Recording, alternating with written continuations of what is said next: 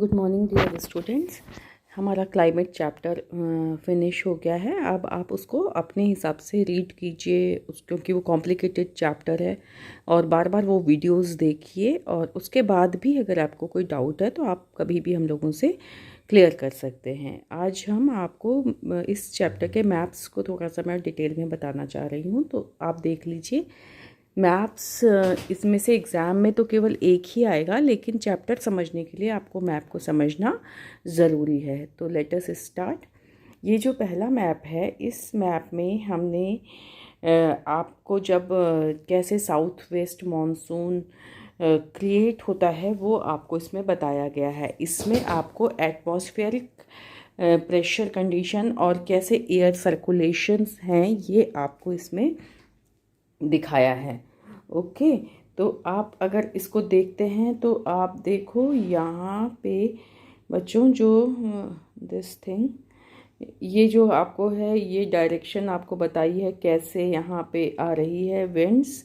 ये जो डायरेक्शन आप एरो देख रहे हो ऐसा है। ये जो सिचुएशन है ये सब विंटर की है। नीचे यहाँ पे देखिए तो ये आपको लिखा है मंथ ऑफ जनवरी। तो these are permanent trade winds, ये परमानेंट ट्रेड विंड्स हैं। और आपको बताया है कि नेक्स्ट जब समर्स आएंगी, temperature and air pressure condition change होगा, तो आप उस समय देखोगे कि विंड्स का डायरेक्शन भी चेंज हो जाएगा। तो इस मैप में केवल आपको ये डायरेक्शंस का ध्यान में रखना है।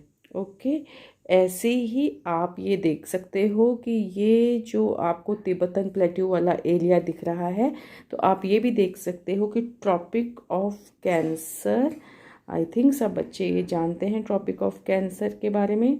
ये देखो ट्रॉपिक ऑफ कैंसर, यहाँ आप देखो ट्रॉपिक ऑफ कैप्रिकॉर्न लगभग यहाँ से जाता है। ये 30 है तो 23.5 यहाँ से जाएगा।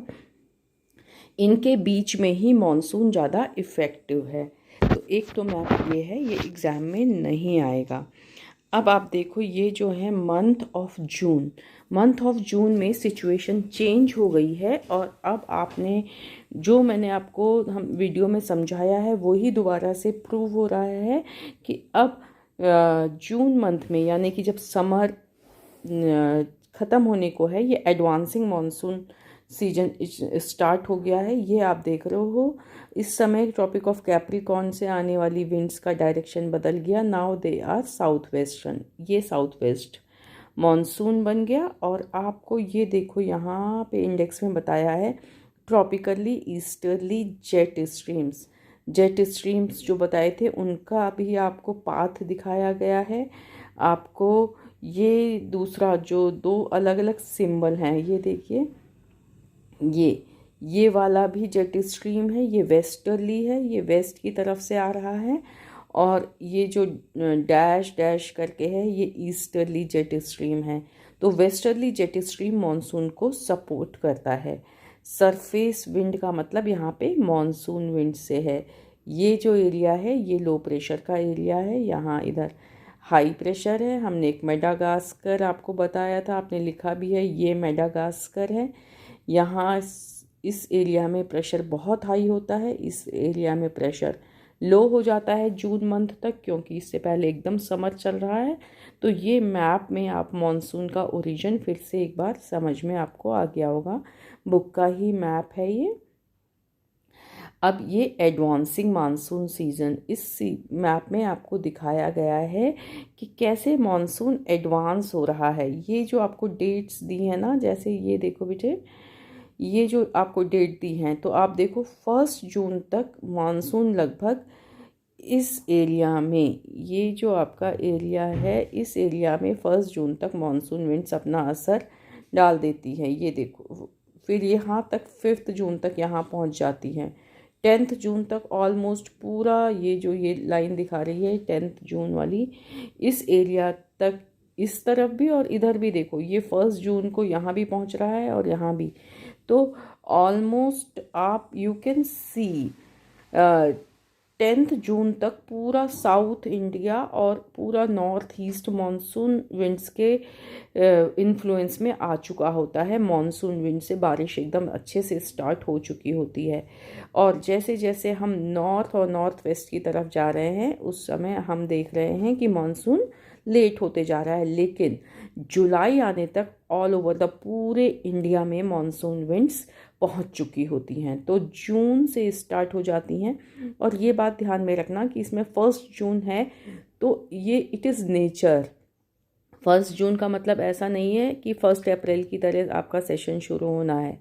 No, it is nature. इसमें थोड़ा आगे पीछे होता है। 1 जून है तो हो सकता है कि उधर मई लास्ट से ही स्टार्ट हो जाए, कभी थोड़ा लेट। आप देखते हैं मेट्रोलॉजिकल डिपार्टमेंट बार बार अनाउंस करता है कि इस साल मानसून थोड़ा लेट आएगा, इस साल मानसून जल्दी आ जाएगा, इस साल मानसून स्ट्रॉन्ग होगा, इस साल मानसून वीक होगा। ये सब किस पे डिपेंड कर रहा है? वही high and low air pressure कितने स्ट्रॉन्ग बनते हैं उस पे डिपेंड करता है। तो this map is showing you the advancing monsoon condition. ये एडवांस मानसून की कंडीशन को ये मैप दिखा रहा है। तो ये मैप्स को अच्छे से रीड करना आपको आना चाहिए, ठीक है। तो ये जो लाइंस दिखा रही हैं ये मानसून के पहुंचने के टाइम को दिखा रही हैं। नाउ नेक्स्ट जो मैप है, this map is showing you retreating monsoon season. Retreating का मतलब आपको बताया था जब आपको वीडियो एक्सप्लेन की थी।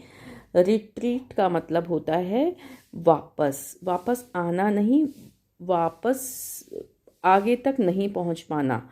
जैसे पहले मानसून यहाँ तक पहुंच रहा था, सपोज कि मानसून पहले, अब देखो ये सपोज मानसून पहले यहाँ तक पहुंच रहा था, फिर लो एयर प्रेशर वीक हो गया तो मानसून अब यहीं तक पहुंच पा रहा है, ठीक है, यहीं तक पहुंच पा रहा है तो ये रिट्रीट हो रहा है। फिर मानसून बस यहीं तक पहुंच पा रहा है तो ये रिट्रीट हो रहा है। फिर मानसून यहीं तक पहुंच पा रहा है तो रिट्रीट मतलब पीछे खिसकना, ठीक है। तो ये रिट्रीटिंग मानसून को दिखाता है। और ये जो डेट हैं ये डेट्स आपको रिट्रीटिंग मानसून की दिखा रही हैं। तो इसमें आप देखो, यू कैन सी, जैसे मैंने आपको एडवांसिंग मानसून की डेट्स बताई थी, ये देखो यहाँ से सितंबर मंथ से, ये देखो सितंबर मंथ, जो सितंबर मंथ है यहाँ से अब मानसून का रिट्रीट होना स्टार्ट हो गया। ये 1 सितंबर यहाँ से पीछे खिसक गया, 15 सितंबर तक का, 1 अक्टूबर तक का, 15 तक का, 1 नवंबर। इसका मतलब है नवंबर अभी जो मंथ चल रहा है इस समय भी ये जो एरिया है, ये जो इतना एरिया है ये अभी भी कुछ ना कुछ मानसून के इन्फ्लुएंस में है। मानसून यहाँ भी रिट्रीट हो रहा है और होते होते दिसंबर 1 तक मानसून हमारी कंट्री से पूरा रिट्रीट हो जाता है।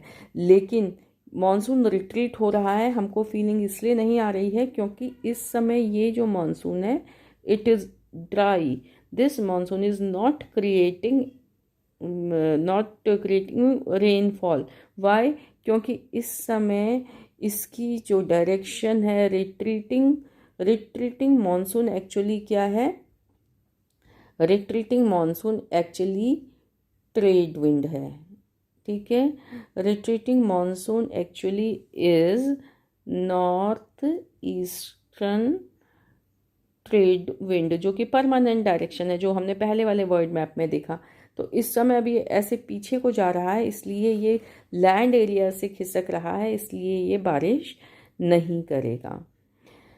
Now this is seasonal rainfall. Seasonal rainfall का मतलब ये जो रेनफॉल है ये किस मंथ का दिखा रहा है? This is showing the rainfall of June to September. June to September का मतलब एकदम एडवांसिंग मॉनसून सीजन, या इसी को हम रेनी सीजन भी कहते हैं। तो ये जो मैप है ये रेनी सीजन या एडवांस मॉनसून सीजन को दिखा रहा है। देखो मैप रीडिंग में इसमें आपको कलर शेडिंग दिखाया है, आपको ये इंडेक्स देखना है और इन कलर्स को समझना है।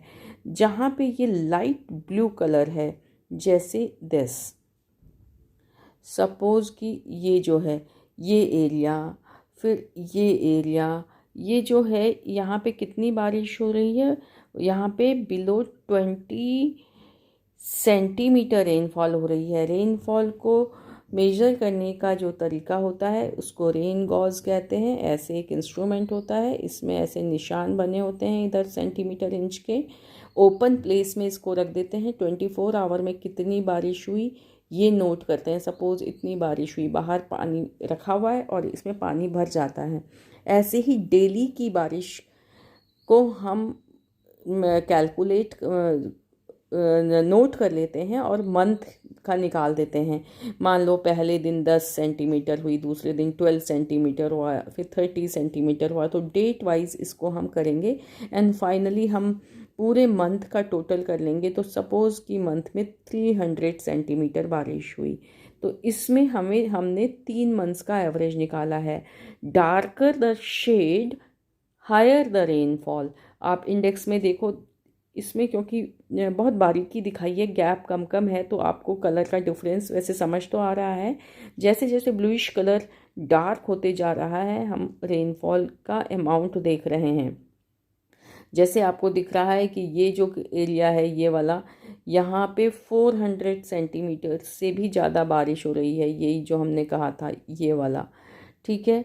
ये थोड़ा ये जो ब्लूइश ये वाला कलर है, इसमें हम देख रहे हैं कि 200 से 400 तक रेनफॉल हो रही है। तो ये सीजनल रेनफॉल का मैप है। एंड इसके बाद आप देखोगे जो नेक्स्ट मैप हमारा है ये annual rainfall. It is very very important. ये पूरे साल का हम क्या करेंगे बेटे, हम हर मंथ का एवरेज लिखते हैं। हमने देखा जनवरी मंथ में सपोज़ कुछ भी बारिश नहीं हुई, ज़ीरो।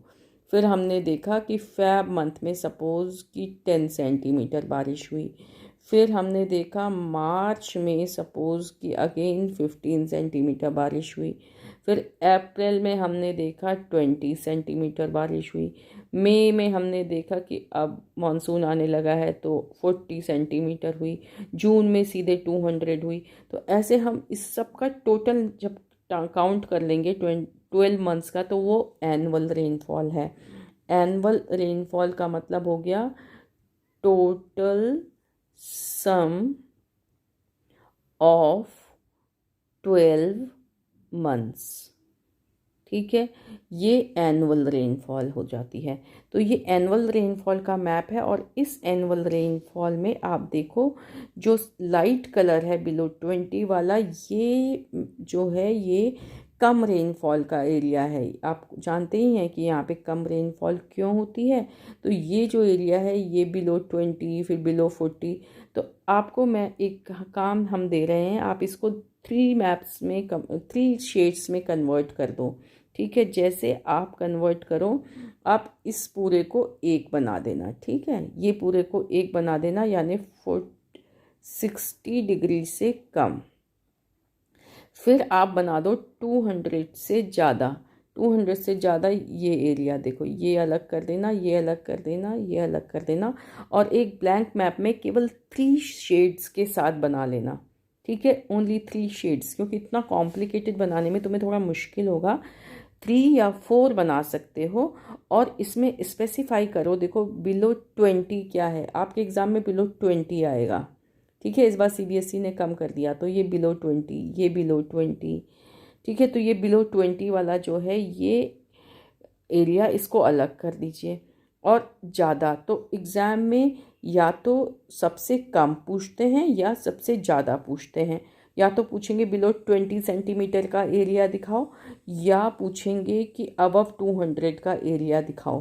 पहले कुछ और भी पूछते थे, लेकिन इस साल आपको हमने जो सीबीएसई का सिलेबस शेयर किया है वो उसमें रिड्यूस कर दिया है। तो ये आप ध्यान दीजिए कि ये एरिया आपको अच्छे से तैयार होने चाहिए। तो ये आपका मैप हमने आज डिस्कस करा है, आप इसको भी अच्छे से समझ लीजिए और प्रैक्टिस कीजिए। Thank you.